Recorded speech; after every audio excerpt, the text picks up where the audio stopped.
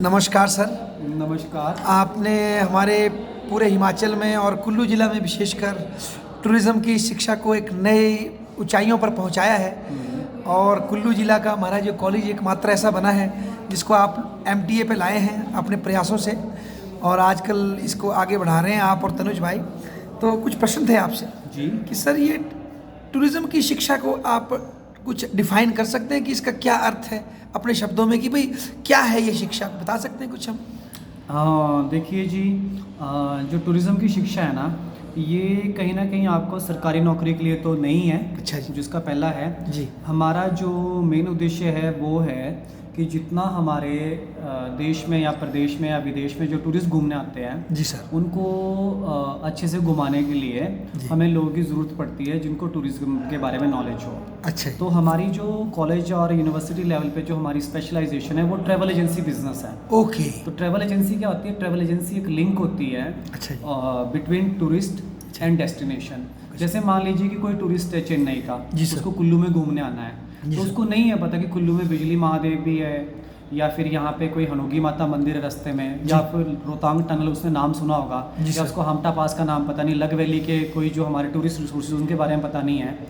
तो हमारा जो स्पेशलाइजेशन ट्रैवल एजेंसी है जिसमें हम ये बच्चों को बताते हैं कि आपने एक ट्रैवल एजेंसी को कैसे स्टार्ट करना है। जी सर। एक ट्रैवल एजेंसी डिफरेंट जो एस्पेक्ट्स है टूरिज्म के, जिसमें हमारी अकोमोडेशन आती है, hotel motel resort inn bed breakfast units आते हैं, कैंपिंग साइट्स आती है। जी सर। उनसे टाई अप करना है। जी सर। टैक्सी ऑपरेटर है, इनोवा ऑपरेटर्स है, जी सर। बस ऑपरेटर है, जी सर। रेल ऑपरेटर्स है, हवाई जहाज है, कुछ और जी हमारे जो क्रूज शिप्स चलते हैं जी सर, उनके ऑपरेटर से बात करनी है।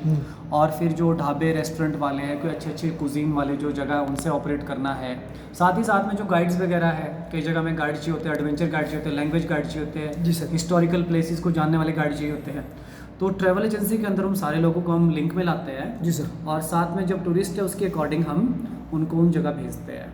तो इसलिए हमारा जो प्राइम फोकस है वो ये है कि अभी तक क्या हुआ है हिमाचल प्रदेश क्या पूरी दुनिया में ही, कि जो लोग टूरिज़्म के बिजनेस में वो ऐसे लोग हैं मैक्सिमम, जी सर, जो कहीं और जगह कुछ काम ना कर पाए। ओ तो अब क्या हो रहा है कि वो जो अनएजुकेटेड है टूरिज़्म पॉइंट ऑफ व्यू से, जो मैन पावर है, जी सर, वो टूरिज़्म को सस्टेनेबल वे से हार्नेस ना करके एक मास टूरिज़्म पॉइंट ऑफ व्यू से हार्नेस कर रही है, जिससे हमको ट्रैफिक जैम्स, अच्छा, miss selling, over costing, price skipping अच्छा, या बहुत सारी ऐसी प्रॉब्लम्स आ रही हैं। जी सर। तो जब एक पढ़ा लिखा लोग, हम एक्सपेक्ट करते हैं जी सर, कि जब एक पढ़े लिखे बच्चे टूरिज्म के बिजनेस में जाएंगे तो कहीं ना कहीं वो थोड़ा एथिकली, जो हमारे कोड ऑफ कंडक्ट्स है, जी सर, ज़्यादा टूरिस्ट को नहीं लूटना है, उस पॉइंट ऑफ व्यू से चलेंगे। और जब टूरिस्ट हमारे पास रिपीट करने लग जाएगा, जी सर, एक बारी का टूरिस्ट अगले साल भी आएगा, अगले साल भी आएगा, अगले साल भी आएगा, जी सर, तो हमको वैसे ही पैसा मिलना शुरू हो जाएगा बिना ज़्यादा मार्केटिंग के। सर मेरा तो एक इसलिए- प्रश्न था क्योंकि जी। बात लंबी जाएगी, आप तो ज्ञाता है। सर ये जैसे मैं देखता हूँ आपको, आपके साथ क्या बात करनी है, आपको तो सब पता है चप्पा चप्पा। हिमाचल की कई ऐसी साइट्स हैं, कुल्लू में भी कई ऐसी वैलीज हैं और हिमाचल में साइट्स हैं जो कि बड़ी ब्यूटीफुल है, अपनी सीज़न के हिसाब से उनकी ब्यूटीज़ है। तो जैसे सुक्खू जी भी अब प्रमोट करने के चक्कर में है कांगड़ा को भी, तो क्या कमी रह गई है हमारी कि कुछ ऐसी अच्छी वैलीज होने के बावजूद भी कई जगहें प्रमोट नहीं हो पाई हैं एज़ कम्पेयर टू मनाली और शिमला और डलहौजी टाइप स्टेशंस। सो क्या आपका विज़न है इस विषय में, क्या कहना चाहेंगे आप? ये जो नई मंजिल नई राह की कोशिश थी पीछे और जो अब जो प्रयास हो रहा है, तो कैसे इसको सक्सेस बनाया जाए और क्या कमियां रही हैं? आपके शब्दों में ब्रीफ कुछ आप हमें प्रकाश डालें इस विषय में, तो बड़ी खुशी होगी। देखिए, आपका क्वेश्चन बड़ा अच्छा है, पर इसमें कमियां दोनों तरफ से हैं। जी सर। एक तो हमें रियलिटीज़ बतानी है। जी सर। आज के संदर्भ में हम बात करते हैं शिमला, जी सर, और मनाली, जी सर, और धर्मशाला की। जी सर। तो शिमला सन 1864 से सर जॉन लॉरेंस के टाइम से ब्रिटिश टाइम का कैपिटल रहा है। जी सर। तो वो already well popular known destination है 1862 से। जी सर। 1864 से ही। मनाली की अगर हम बात करें तो मनाली में जो टूरिज्म है 1970 के दशक से स्टार्ट हुआ था। जी सर। आज हम 40 साल बाद तक 50 साल के आसपास पहुंचे हैं मनाली को लेके। जी सर। तो ये जो आज मनाली में हमें 16-17 lakh tourist last year Kullu में आया है, तो ये वो 50 साल की कमाई है हमारी। ओके। तो हमें वो 50 साल का गैप, हम ये सोच रहे हैं कि हमें सिर्फ 3 डेस्टिनेशन है, हमारी अदर वैलीज में भी टूरिज्म आएगा, पर जो टाइम गैप है ना, जी सर, उसको तो हम पूरा नहीं कर सकते, वो तो हमें देखना पड़ेगा। टाइम लगेगा। अच्छा, अब आप देखिए कि जैसे जब तक रोहतांग टनल नहीं थी, जी सर, तो सन 2017 में हिमाचल प्रदेश में 1 करोड़ 96 लाख टूरिस्ट आया। अच्छा जी।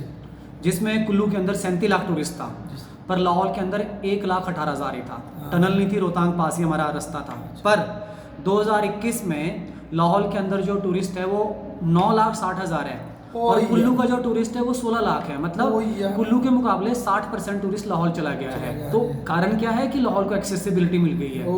अब हमें क्या करना है कि जो कुछ एरियाज है ना, वहाँ की हमें एक्सेसिबिलिटी बढ़ानी है। रोड्स गड़सा वैली है, वहाँ पे अभी अकोमोडेशन ऑप्शन नहीं है, तो जब हम वहाँ पे अकोमोडेशन ऑप्शंस देंगे लोगों को, तो लोग वहाँ पे आएंगे। साथ ही साथ हमें ये भी देखना है कि हम हर ही चीज़ ना खोल दें टूरिस्ट के लिए, क्योंकि टूरिस्ट के आने से ना कई नेगेटिविटी भी आती है। जी सर। हमारी संस्कृति के ऊपर एक बुरा प्रभाव भी पड़ सकता है। जी सर। हम उनकी बातें सीख के अच्छी बातें भी सीखते हैं, बुरी बातें भी सीख सकते हैं। बिल्कुल सही। हमारा माइग्रेशन होता है, बिजनेस का माइग्रेशन होता है। जी सर। जैसे पहले अगर हम खेती बाड़ी कर रहे हैं, हाँ। तो हम वहाँ कैंपिंग साइट्स बनाना शुरू कर देते हैं, और हम कहीं ना कहीं अपना एक लॉस कर देते हैं, एक जो कृषि उपज है।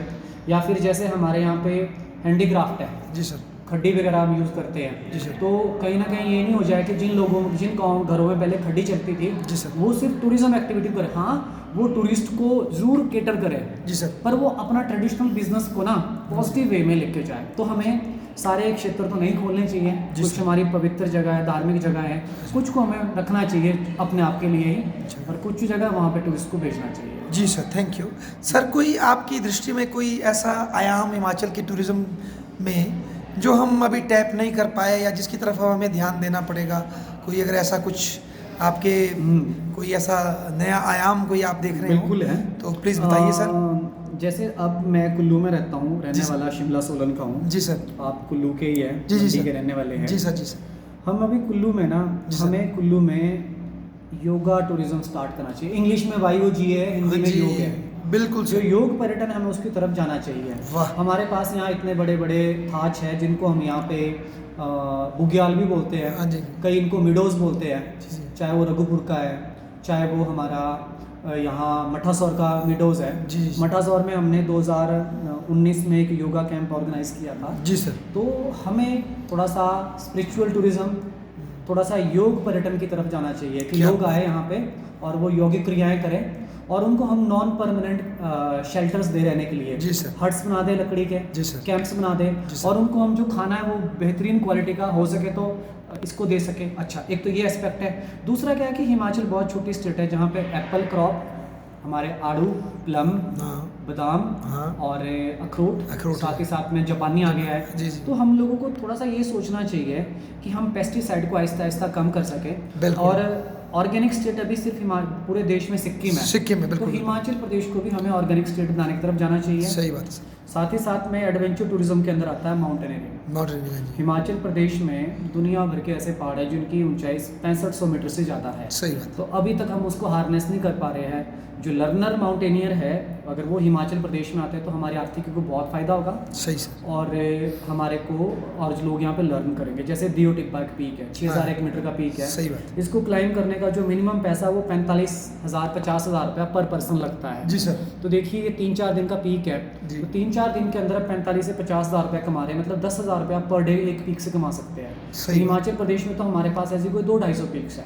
सही। तो अगर हम अपने लोगों को थोड़ा एडवेंचर टूरिज्म की तरफ जोड़ेंगे, माउंटेनियरिंग कोर्सेज करेंगे, जी सर, नशे से दूर रहेंगे, क्योंकि एडवेंचर टूरिज्म में कहीं ना कहीं मैंने नशा इन्वॉल्व होता हुआ देखा है। जो जैसे हिप्पी कल्चर आया है, तो नशे से दूर रहो और आप एडवेंचर अपने कोर्सेज करो, basic, advance and MOI courses करो।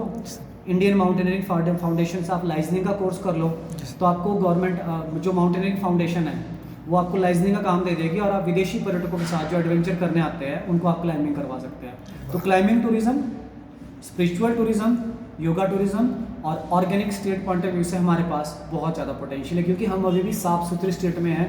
यहाँ मैक्सिमम डिस्ट्रिक्ट ऐसी है जहाँ पे हम नलकों से पानी पी सकते हैं, प्यूरीफायर की ज़रूरत नहीं, इंक्लूडिंग कुल्लू।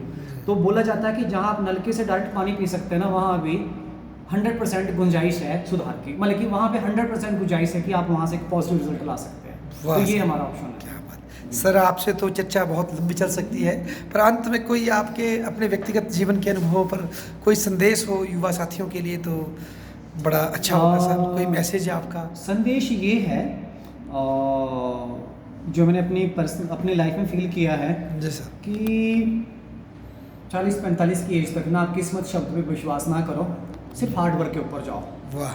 क्योंकि अगर आप 40-45 तक की एज में सिर्फ ये सोचेंगे कि चीज़ें आपको ड्रीम 11 और किस्मत से मिल जाएगी, तो हम अपना बहुत बड़ा पोटेंशियल लूज़ कर जाते हैं। उस टाइम तक आप ये लेके चलो कि जो आप करेंगे उससे आपका रिजल्ट आएगा ही आएगा। तो आपने कोई भी काम करना है, आप अपने फुल पोटेंशियल से करो।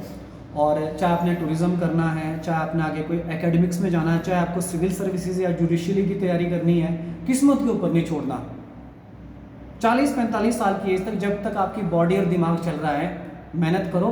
उसके बाद किस्मत के ऊपर छोड़ो कि हाँ अभी मेरी किस्मत में नहीं था। तो मैं तो ये बोलूँगा कि अभी तो टाइम है कि आप 100% मेहनत के ऊपर जाओ, भाड़ में जाए किस्मत। ओह थैंक यू सर, इतना बहुमूल्य समय आपने दिया अपने शेड्यूल से। एक बार फिर से हम आपका धन्यवाद करते हैं। आपका। धन्यवाद सर।